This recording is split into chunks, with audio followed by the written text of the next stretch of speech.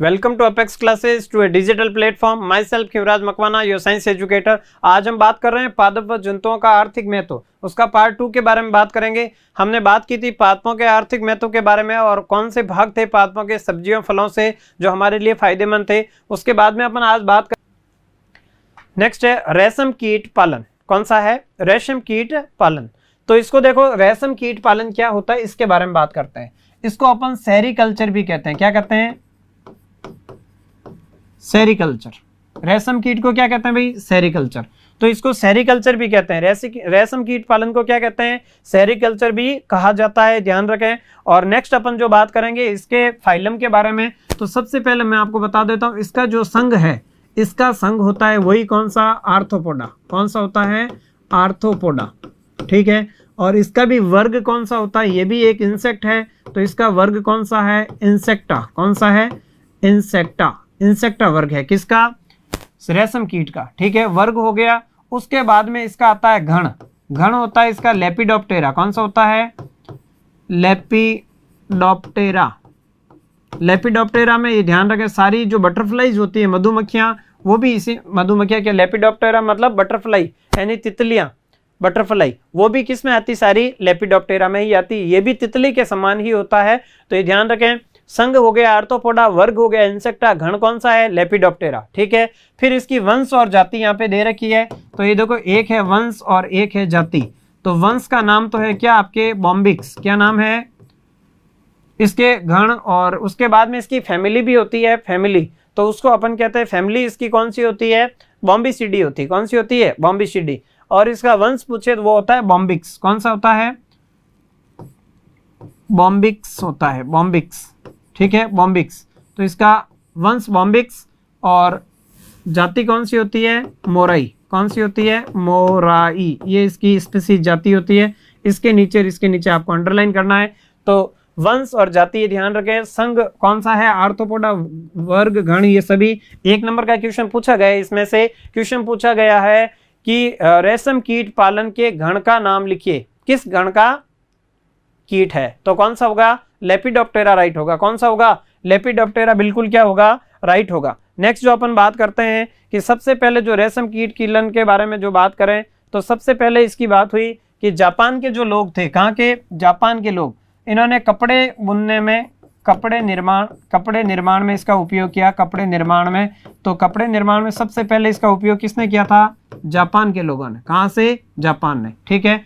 Japan के बाद और कई कंट्रीज ने किया, उसके बाद में भारत ने भी किया। और रेशम कीट पालन में इसमें भारत का तीसरा स्थान भी है। तो रेशम कीट में सबसे पहले अपन जो बात करेंगे कि इसका निर्माण, रेशम कीट किसे कहते हैं, रेशम कीट पालन होता क्या है, उसके बारे में बात करने वाले। रेशम कीट होता क्या है? तो अपन कहेंगे वे कीट जो रेशम का धागा, वे कीट जो रेशम का धागा बनाते हैं, रेशम का धागा बनाते हैं, क्या कहलाते हैं? वो रेशम कीट कहलाते हैं। क्या कहलाते हैं? रेशम कीट कहलाते हैं। रेशम कीट कहलाते हैं। तो रेशम कीट कहलाते हैं, तो वो क्या कहलाते हैं भाई? रेशम कीट कहलाते हैं। तो ये ध्यान रखें, वो रेशम कीट कहलाते हैं। रेशम का धागा बनाने वाले जो जीव होते हैं वो क्या कहलाते हैं? रेशम कीट कहलाते हैं। और हमने ये पढ़ा था कि ये जो कीट होते हैं वो क्या होते हैं? कौन से वृक्ष पे पाए जाते हैं? तो ये वृक्ष आपको ध्यान में रखना, वो होता है सहतूत का वृक्ष। कौन सा होता है? सहतूत के वृक्ष पे ये बॉम्बिक्स मोराई की जो जाति है, बॉम्बिक्स मोराई। ठीक है, ये रेशम का कीड़ा है, उसका नाम है। तो वृक्ष तो हो गए सहतूत, और कहीं पे कुछ अलग जातियां पाई जाती है, तो अर्जुन के वृक्ष पे भी पाई जाती है, ध्यान रखें। तो वृक्ष तो हो गया कौन सा? सहतूत। इस वृक्ष पे जो कीट मिलता है, उस कीट का नाम मैंने आपको बता दिया, कौन सा है? Bombyx mori. कौन सा है? Bombyx mori. तो ये बॉम्बिक्स मोराई इसकी जाति है, मोराई। ठीक है। तो ये जो कीड़ा होता है, इस कीड़े से क्या प्राप्त किया जाता है? रेशम प्राप्त किया जाता है। बॉम्बिक्स मोराई के जो कीट है उससे प्राप्त किया जाता है। और विश्व में बात करें अपन तो जापान, और जापान के बाद में दूसरे नंबर पे है चीन, और चीन के बाद तीसरे नंबर पे भारत है। ये भारत का स्थान है। तो ये इसके निर्माण के बारे में है कि इसका निर्माण कहाँ कितने नंबर पे? 1 नंबर पे जापान है, दूसरे नंबर पे चीन है, तीसरे नंबर पे क्या है, भारत का स्थान है। तो ये सारे के सारे जो आपके सामने है वृक्ष सहतूत का और अर्जुन के वृक्ष पे भी मिलते हैं, वो अलग जाति होगी, लेकिन सहतूत के वृक्ष पे मिलने वाली जाति कौन सी है, बॉम्बिक्स मोराई। और जापान व चीन के बाद भारत का कौन सा स्थान है, तो भारत का है कौन सा, तीसरा स्थान है। और भारत में एक ध्यान रखें, एक वर्ष में कितने, एक वर्ष में लगभग कितने, 2 से 7 पीढ़ियां इन कीटों की बनती है, इन कीटों की बनती है। ठीक है, तो ये भी आपको ध्यान रखना है कि एक साल में लगभग 3 पीढ़ियां इनका निर्माण हो जाती है। एक साल में इनकी कितनी पीढ़ियां बन जाती है, 3 पीढ़ियां बन जाती है। ठीक है, और ये ध्यान रखना, एक इंपॉर्टेंट चीज और बता देता हूं, ये क्या करती है, उस वृक्ष के जो पत्ते होते हैं उन पे ये सबसे पहले क्या करते हैं, अंडे देते हैं। और अंडे देने के बाद इनमें से क्या निकलते हैं, लार्वा निकलते हैं। उन लार्वा को कैटरपिलर कहते हैं। ये एग्जाम में बहुत इंपॉर्टेंट है, एग्जाम में पूछा हुआ क्वेश्चन है कि इनके जो रेशम कीट होता है उनके लार्वा का नाम लिखिए, क्या होता है, कैटरपिलर होता है। क्या होता है भाई, कैटरपिलर। इनका गण का नाम क्या है, लेपिडोप्टेरा। तो इनके, अभी मैंने पूछा कि इनके लार्वा को क्या कहते हैं, कैटरपिलर कहते हैं। ठीक है, उसके बाद में वो प्यूपा बनता है, प्यूपा से क्या बन जाता है, अडल्ट बन जाता है। और लार्वा अवस्था में ये क्या करते हैं, इनमें के शरीर में रेशम ग्रंथियां पाई जाती है, रेशम का क्या करती है, स्त्राव करती है। और स्त्राव के बाद ये रेशम अपने शरीर के चारों ओर क्या कर देते हैं, लपेट देते हैं। जैसे आप दीपावली पे कुछ फटाके देखते हैं, उसमें इस प्रकार का शोर भरा हुआ होता है और उसके चारों ओर, माना कि ये शोर भरा हुआ इस प्रकार से, और उसके चारों ओर क्या होता है भाई, तो आप देखते हैं सूतली लपेटी हुई होती है इस प्रकार से। कैसे, ये इस प्रकार से इसके ऊपर सूतली लपेटी हुई थी इस प्रकार से। ऐसे ही रेशम का कीड़ा अपने चारों ओर इस धागे को क्या कर देता है, लपेट देता है और इस प्रकार की संरचना का निर्माण कर देता है। ठीक है, अंदर कीड़ा रहता है और बाहर इस प्रकार से क्या हो जाता है, धागे का निर्माण हो जाता है। तो ये इस प्रकार धागे का निर्माण होता है और फिर इसको अपन कहते हैं, वो क्या कहते हैं, कोकून कहते हैं। क्या कहते हैं इसको, कोकून। ऐसे को क्या कहते हैं, कोकून कहते हैं। और इस कोकून में ये तो है ये, और इसमें इस प्रकार का जो ये कीड़ा था वो इसके अंदर ही होता है। ये कीड़ा इसके अंदर ही पाया जाता है। ठीक है, ये अपने शरीर के चारों ओर इसका निर्माण करता है, उसको क्या कहते हैं, कोकून कहते हैं। और इस कोकून में से यही जो जीव होता है, इनमें जो धागा होता है वो धागा लगभग 1000 मीटर से लगभग 1200 मीटर लंबा होता है। कितना मीटर लंबा होता है, 1000 से लगभग 1200 मीटर, यानी 1 किलोमीटर के लगभग बराबर होता है। तो ये जो जीव होता है अडल्ट होने के बाद में जो ही ये बड़ा हो जाता है, सहतूत की पत्तियां खाता है। और जो लार्वा होता है, वो लार्वा जब बड़ा होने लगता है तो धीरे धीरे उसके शरीर में क्या होती है, रेशम ग्रंथियों से एक इस तरह तरल पदार्थ निकलता है जो हवा के संपर्क में आने के बाद में कठोर हो जाता है और वो रेशम का निर्माण करता है। ये शरीर के चारों ओर ऐसे लपेटते जाता है, जिसके कारण क्या बनता है, कोकून बनता है। ठीक है, और अडल्ट अंदर ही रहता है। और जब अडल्ट बाहर निकल जाता है इनमें से, तो ये सारे धागे टूट जाते हैं। इसलिए ये अडल्ट होने से पहले ही इनको क्या कर दिया जाता है, गर्म पानी में डालकर इन कीड़ों को मार दिया जाता है और इन धागों को क्या कर दिया जाता है, निकाल दिया जाता है।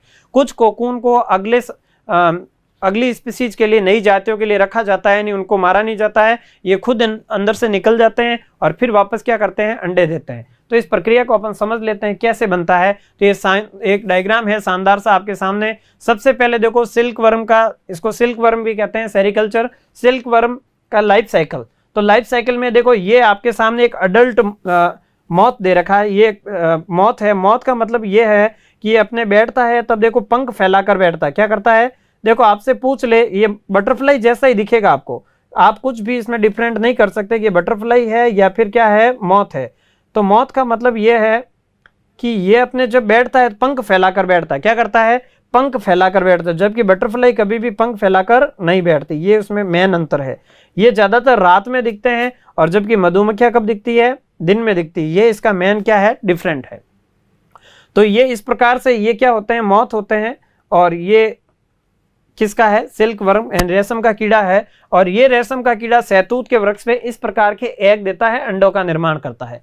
और जो ये एग होते हैं, अंडे होते हैं, जो सहतूत के वृक्ष पे इस प्रकार के जो अंडे होते हैं, ये अंडे यहाँ पे देते हैं। और ये अंडे क्या करता है, लार्वा अवस्था में, जो देखो जब अंडे में से लार्वा निकलता है, ऐसी छोटी सी स्ट्रक्चर दिखती है इस प्रकार की। तो ये जो पौधा है, इसके ऊपर, पौधे के ऊपर ये इस प्रकार के क्या है, लार्वा लगा हुआ है।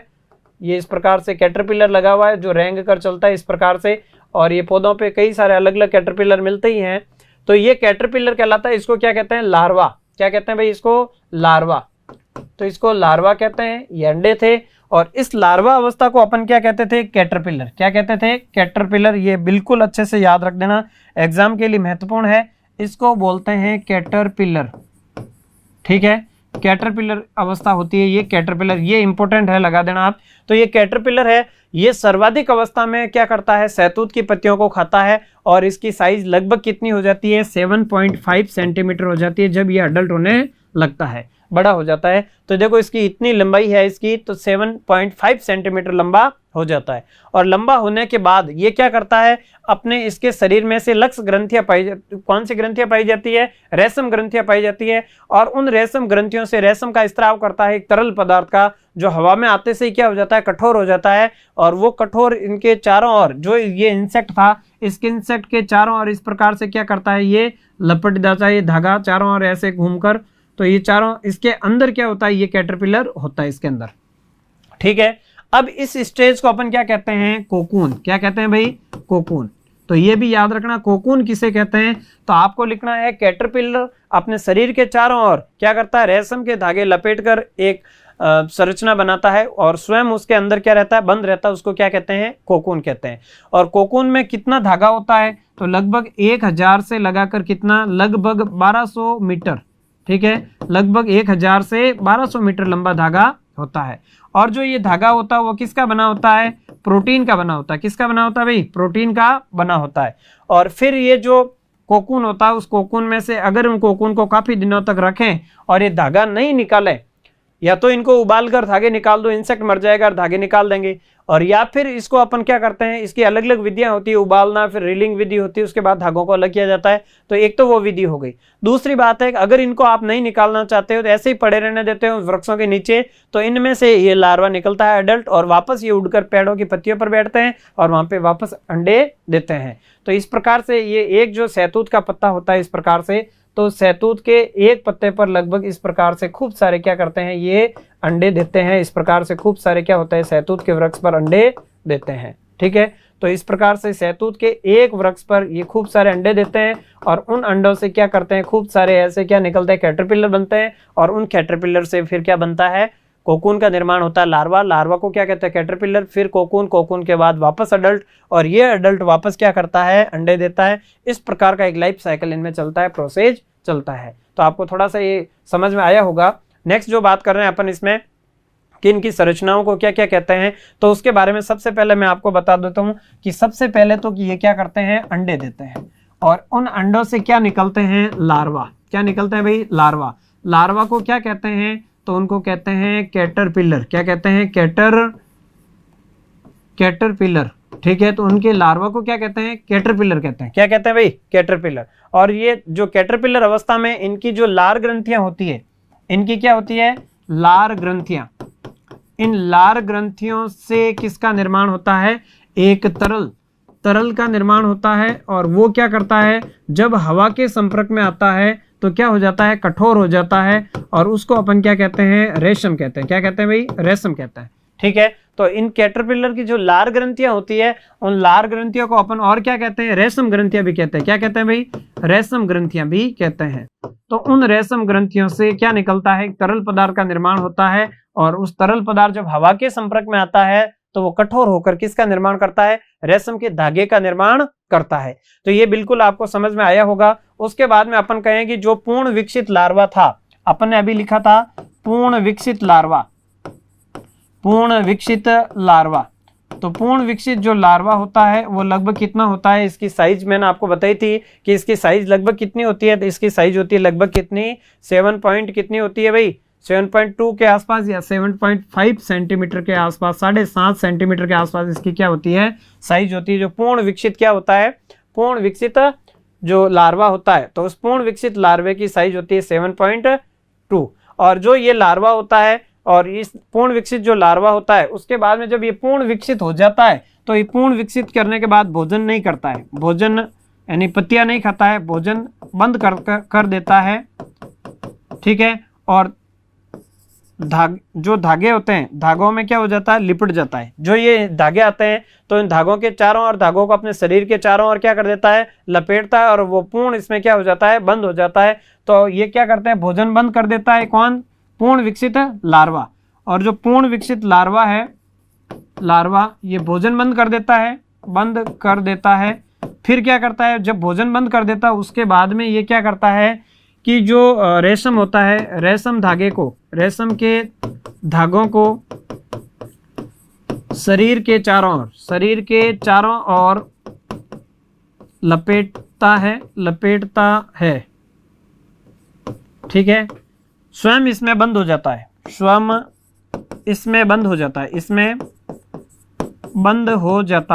ठीक है, स्वयं उस धागों के अंदर क्या हो जाता है, बंद हो जाता है। अब इसे क्या कहते हैं, इसको अब क्या कहते हैं, कोकून कहते हैं। क्या कहते हैं इसको, कोकून। ठीक है, तो अब उसको क्या कहते हैं, कोकून। तो जो ये पूर्ण विकसित लार्वा था उसको तो कैटरपिलर कहते थे। फिर जब पूर्ण विकसित हो जाता है, जब लगभग 7.5 सेंटीमीटर का, उसके बाद भोजन करना बंद कर देता है और रेशम के धागों को अपने शरीर के चारों ओर क्या करता है, लपेटता है। और फिर ये लार्वा क्या करता है, स्वयं इसमें बंद हो जाता है। जब स्वयं इसमें बंद होता है तो बंद होने वाले, जब इसमें बंद रहता है तो उस जीव को अपन कहते हैं प्यूपा। क्या कहते हैं भाई, प्यूपा कहते हैं, ये भी ध्यान रखना। और प्यूपा युक्त ऐसे धागों को अपन क्या कहते हैं, कोकून कहते हैं। जो ये धागेनुमा स्ट्रक्चर बनी हुई होती है उसको अपन क्या कहते हैं, कोकून कहते हैं। और उसके बाद में इस कोकून के ऊपर जो धागा होता है, वो धागा की साइज मैंने आपको बताई थी कितनी होती है, लगभग 1000 मीटर या फिर कह सकते हैं 1200 मीटर। 1000 मीटर या कितनी, 1200 मीटर इसकी साइज होती है।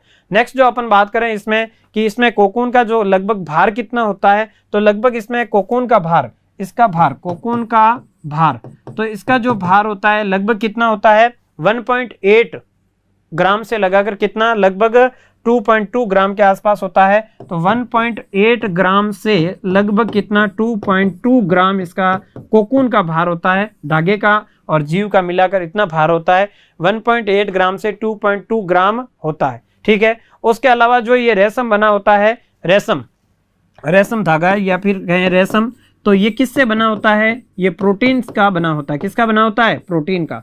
और इसमें भी 2 प्रकार के प्रोटीन होते हैं। एक होता है सेरिसीन। क्या होता है, सेरिसीन, एक सेरिसीन प्रकार का प्रोटीन होता है। और एक कौन सा होता है, फाइब्रिनिन। कौन सा होता है, फाइब्रिबिन। तो फाइब्रिबिन होता है, एक कौन सा होता है, सेरिसीन। तो एक होता है फाइब्रिबिन, तो ये तो होता है आंतरिक फाइब्रिबिन, और एक कौन सा होता है, बाह्य। 2 प्रकार के प्रोटीन होते हैं, इनसे मिलकर इसका निर्माण होता है। तो ये था आपके कौन सा, रेशम कीट पालन। ठीक है, अच्छे से समझ में आया होगा, इनमें से क्वेश्चन आ सकते हैं, तो बिल्कुल आप अच्छे से इसको पढ़ लेना कि पूर्ण विकसित अंडे होते हैं, उन अंडों से क्या निकलते हैं, लार्वा, और लार्वा से क्या बनते हैं भाई, पूर्ण विकसित क्या बनते हैं, पूर्ण विकसित लार्वा बनते हैं। और फिर उसके बाद में क्या बन जाते हैं, तो उसके बाद में फिर बनते हैं,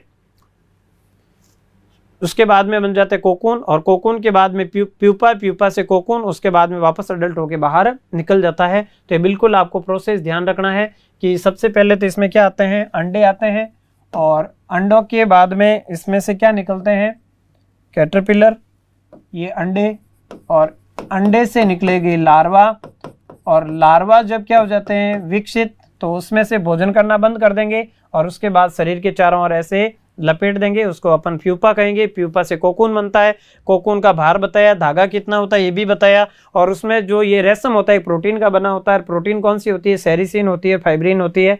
तो ये बिल्कुल आई होप आपको समझ में आया होगा। बिल्कुल नेक्स्ट अपन जो बात करने वाले हैं वो है लाख कीट पालन। कौन सा है, लाख कीट पालन। तो लाख कीट पालन क्या होता है उसके बारे में अपन सबसे पहले बात करेंगे कि लाख कीट पालन क्या होता है। तो लाख कीट पालन क्यों करते हैं, तो अपन सबसे पहले ये बात करेंगे कि जो लाख कीट पालन है, लाख की प्राप्ति के लिए किया जाता है। किसके लिए किया जाता है, लाख की प्राप्ति के लिए किया जाता है। इसका भी जो संघ है वो कौन सा है, तो इसका भी अपन बात करें सबसे पहले, लाख कीट पालन या लैग कल्चर कहते हैं,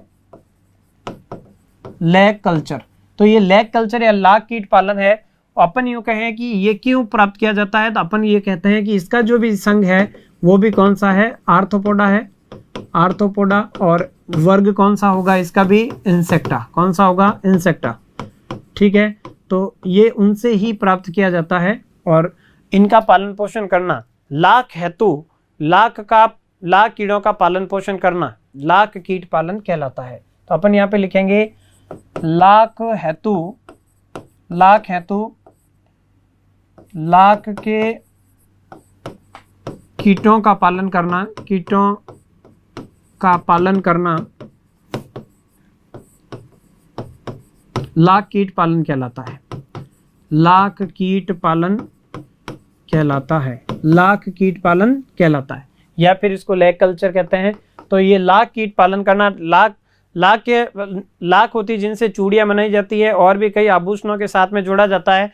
तो लाख की प्राप्ति हेतु क्या करना, लाख के कीड़ों का पालन पोषण करना ही क्या कहलाता है, लाख कीट पालन कहलाता है। ठीक है, और ये ध्यान रखें, इसमें इनमें जो होता है, इसका जो इंसेक्ट होता है या कीट होता है, उस कीट का नाम है लेसिफर लाखा, लेसिफर लाखा।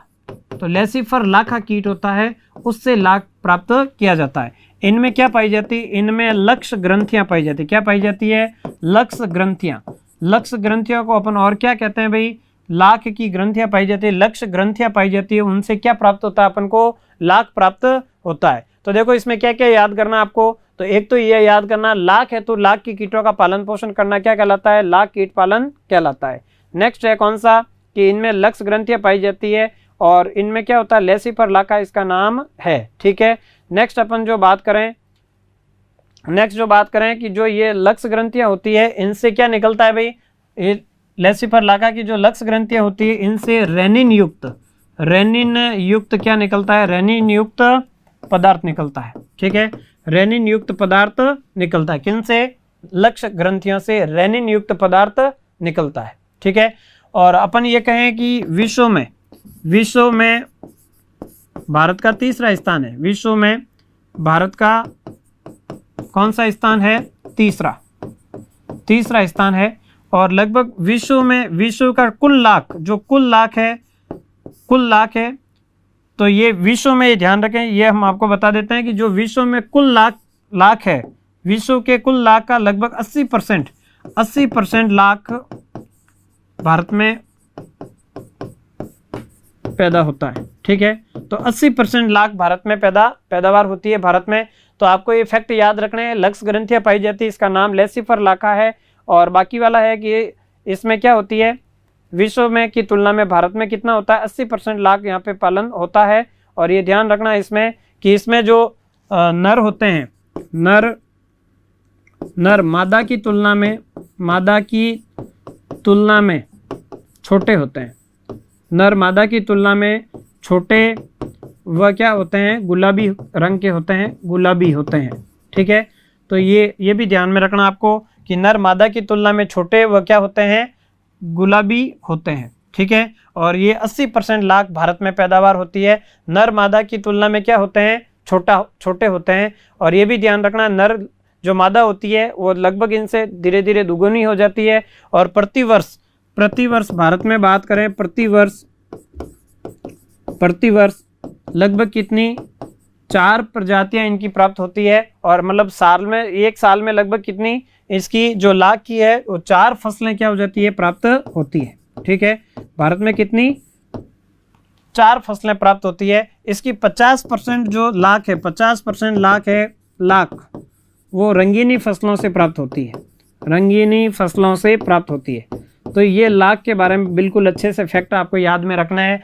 और ये संघ आर्थ्रोपोडा वर्ग इंसेक्ट है कि कीट होते हैं, ये भी कीड़े होते हैं छोटे छोटे, जो कोमल जो भाग होते हैं पेड़ पौधों के, तो इनके जो वृक्षों पर, तो वहाँ पे ये चिपके हुए होते हैं और उनको खाते रहते हैं और फिर ये लाख का स्त्रावण करते हैं। तो इनमें कौन सी ग्रंथियाँ पाई जाती है, लार ग्रंथियाँ होती है जो किसका स्त्रावण करती है, तो ये किसका, जो ये रेनिन युक्त जो पदार्थ होता है उसका स्त्रावण करती है, चिपचिपा पदार्थ होता है थोड़ा। तो 80% लाख भारत में पैदा होता है। नर क्या होता है, मादा की तुलना में क्या होता है, छोटा होता है और गुलाबी रंग का होता है। कीट का नाम याद रखना बहुत इंपॉर्टेंट है, कौन सा है, लेसिफर लाखा। कौन सा है, लेसिफर लाखा। तो बिल्कुल ये आपको ध्यान में रखना है। फिर अपन इसकी बात करेंगे, इसकी विधियों के बारे में, किसके बारे में, विधियों के बारे में बात करेंगे। और लाख का पालन करना लेक संवर्धन भी कहलाता है, या लेक कल्चर या लाख कीट पालन भी कहलाता है। इसकी 2 विधियां होती है, एक होती है कौन सी, ये देखो आप, लाख उत्पादन करने की कितनी, इसकी कितनी विधियां होती है, इसकी 2 विधियां होती है, 2 विधियां होती है, ठीक है। इसकी कितनी विधियां होती है, 2 विधियां होती है।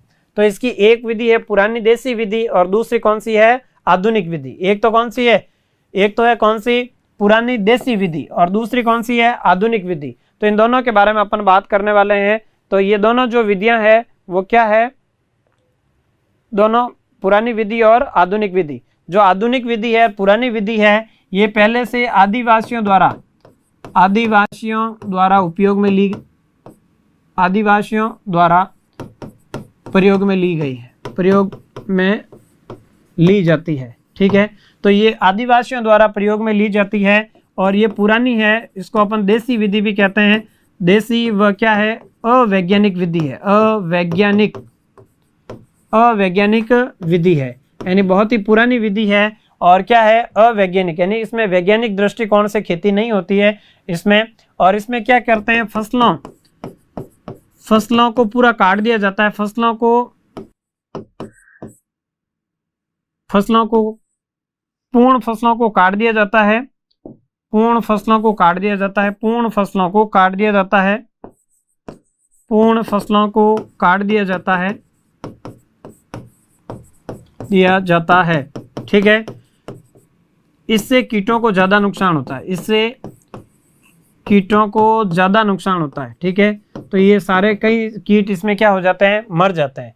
दूसरी विधि कौन सी है, आधुनिक विधि।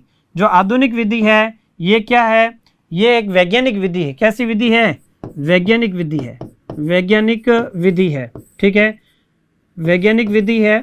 और ये भी ध्यान रखें, ये वैज्ञानिक विधि है और इसमें क्या कर दिया जाता है, एक साथ में पेड़ पौधों को नहीं काटा जाता है, बारी बारी से पेड़ पौधों को काटा जाता है, एक साथ में इनको नहीं काटा जाता है।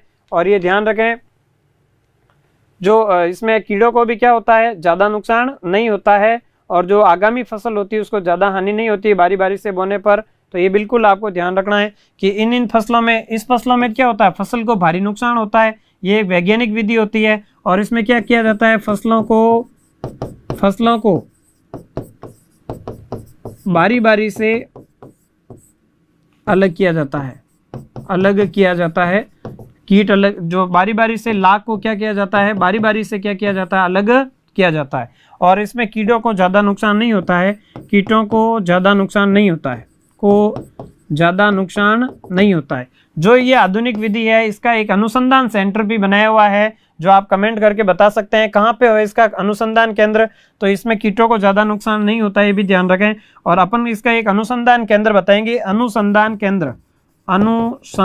केंद्र, जहाँ से महेंद्र सिंह धोनी खुद वहीं से हैं। अनुसंधान केंद्र कहाँ पे है इसका, तो अपन कहेंगे भारतीय लाख अनुसंधान केंद्र। भारतीय लाख अनुसंधान केंद्र कहाँ पे, रांची, बिहार में है ये। तो ये लिखेंगे इसका अनुसंधान केंद्र और इसको वेरी इंपॉर्टेंट लगा के याद करना, भारतीय लाख अनुसंधान केंद्र, लाख अनुसंधान केंद्र, अनुसंधान केंद्र रांची बिहार में स्थित है, बिहार। तो रांची बिहार में ये स्थित है, भारतीय लाख अनुसंधान केंद्र रांची। इसको वेरी वेरी इंपॉर्टेंट लगा देना और इसको याद करना है आपको कि अनुसंधान कहाँ पे स्थित है। ठीक है, नेक्स्ट जो अपन बात करने वाले हैं, मछली पालन। कौन सी बात करेंगे, मछली पालन। तो क्या होता है मछली पालन, तो मछलियों को क्यों पालते हैं, ये क्या होते हैं, प्रोटीन के स्रोत होते हैं। क्या होते हैं, तो ये खाद्य भाग होते हैं और प्रोटीन के क्या होते हैं, स्रोत।